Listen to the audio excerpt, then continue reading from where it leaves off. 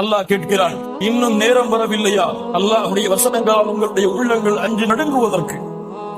அல்லாஹ் ரப்புல் ஆலமீன் சொல்கிறான், மூமின்கள் அல்லாஹ்வுடைய பெயர் கூறப்பட்டால் அஞ்சு நடுங்குவார்கள். குர்ஆனுடைய வசனங்கள் ஓதி காண்பிக்கப்பட்டால் ஈமான் அவருடைய உள்ளத்தில் அதிகரிக்கும். குர்ஆனை கையில் எடுங்கள் மூமின்களே. எப்போது நம்முடைய வாழ்க்கை குர்ஆனை விட்டு தூரமாகிறதோ அப்போது அல்லாஹ்வை விட்டு தூரமாகிறோம். குர்ஆனை அல்லாஹ்விடத்திலிருந்து பிரித்து பார்க்கக்கூடிய படைப்பா குர்ஆன். குர்ஆன் அல்லாஹ்வுடைய கலாம், அல்லாஹ்வுடைய சிஃபத்துகளில் ஒன்று குர்ஆன். அந்த குர்ஆனை விட்டு தூரமாபவன் அல்லாஹை விட்டு தூரமாவான். ரமதான் மாதம் அல்லாத மாதங்களிலும் குர்ஆனோடு தொடர்பில் இருப்பவர்கள் தான் உள்ளச்சத்தோடு உண்மை நிலையோடு ரமதானுடைய மாதத்திலும் குர்ஆனோடு தொடர்பில் இருப்பார்கள். இல்லை என்றால் இவர்கள் ரமதானில் வேஷம் போடுகிறார்கள்.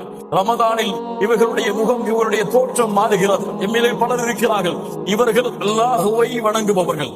இவர்கள் அல்லாஹுவை வணங்குபவர்கள். இன்னும் சிலர் இருக்கிறார்கள் ரமதானை வணங்குபவர்கள்.